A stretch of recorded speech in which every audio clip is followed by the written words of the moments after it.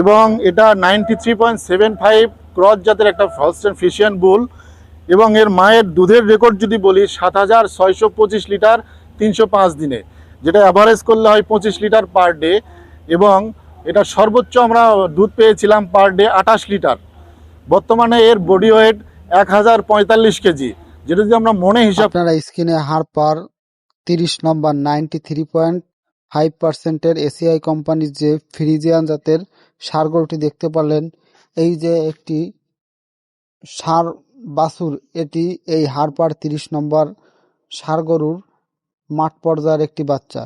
এর পরবর্তীতে আরও একটি বাচ্চা দেখতে পাচ্ছেন, এটিও কিন্তু খুবই ভালো মানের বাচ্চা এসেছে। আসলে মূলত হারপার এই 30 নম্বরের যে ষাঁড় গরুটি, এর যে মাঠ পর্যায়ের যে বাচ্চাগুলো আসে, এই বাচ্চাগুলোর দেহের গ্রোথ, গঠন এবং হাত পায়ের গঠন খুবই ভালো আসে এবং বাচ্চাটির জন্মকালীন পরবর্তী সময়ে বাচ্চার গ্রোথ কিন্তু ফার্স্ট কোয়ালিটির, খুবই অল্প সময়ে দ্রুত বর্ধনশীল।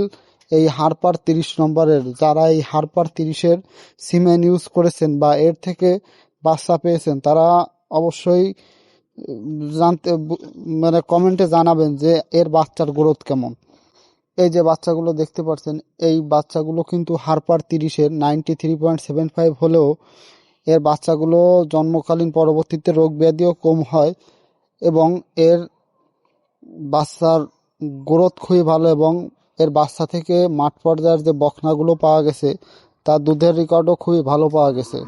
হ্যাঁ দর্শক, আপনারা যারা খামারি পর্যায়ে আছেন, ভালো মানের বাচ্চা এবং বাচ্চার গ্রোথ দ্রুত বর্ধনশীল এই ধরনের বাছুর পেতে চান, অবশ্যই এসিআই কোম্পানির হলস্টাইন ফ্রিজিয়ান 93.75%-এর এই 30 নম্বর ষাঁড় গরুর সিমেন ইউজ করবেন।